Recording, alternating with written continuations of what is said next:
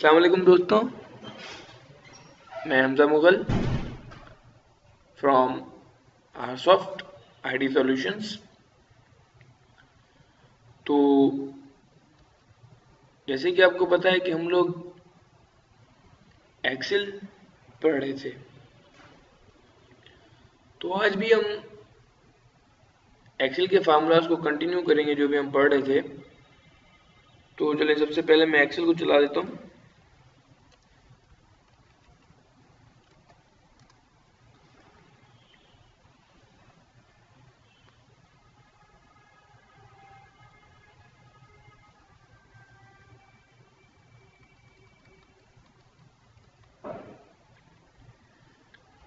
तो अब देखें, फार्मूलाज की अलग अलग किस्में होती हैं। कोई किस काम के लिए होता है, कोई किस काम के लिए होता है। जैसे कि हमारे पास कुछ फार्मूलाज होते हैं जो टैक्स के लिए होते हैं, कुछ फार्मूलाज होते हैं जो नंबर्स के लिए होते हैं, कैलकुलेशन के लिए होते हैं, और कुछ फार्मूलाज हमारे पास कंडीशंस के लिए होते हैं। तो इनका अलग अलग काम होता है। अब जैसे कि अगर मैं आपको बताऊं किसी फार्मूलाज के बारे में, जैसे कि हमारे पास होता है एक मैक्स और एक होता है मिन। मैक्स मीन्स मैक्सिमम, मिन मीन्स मिनिमम। ये जो है मैक्स हमें मैक्सिमम नंबर बताता है कि लिस्ट के अंदर मैक्सिमम नंबर कौन सा है, और मिन हमें ये बताता है कि लिस्ट के अंदर मिनिमम नंबर कौन सा है। तो मैं आपको शो करता हूँ। तो अब देखें, मैं कुछ नंबर्स लिख देता हूँ यहाँ पर।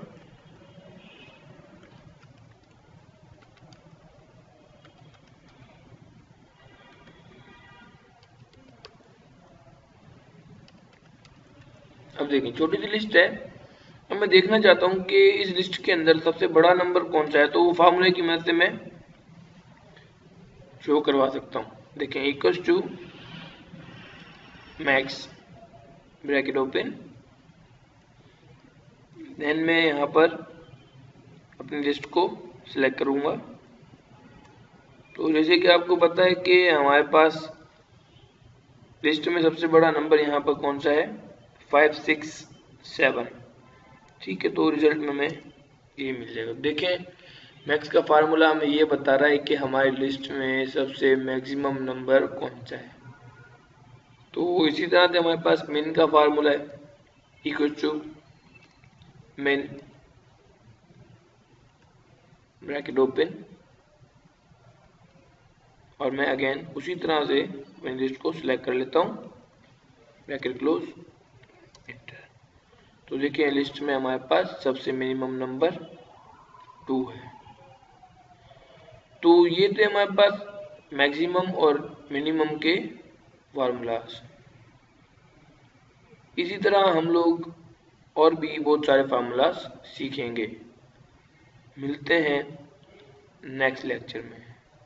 तो अल्लाह हाफिज़।